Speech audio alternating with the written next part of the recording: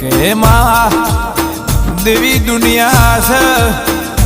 માં મોનવી ના મન જેણા મોટા હોય, આ આરસ કોણ નો લેપણ નો મઢ મંદિર નેનો મોટો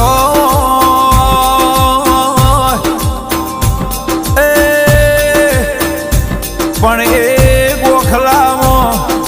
એ બેઠેલી એ દેવીઓ કોઈની નેની મોટી ના હોય.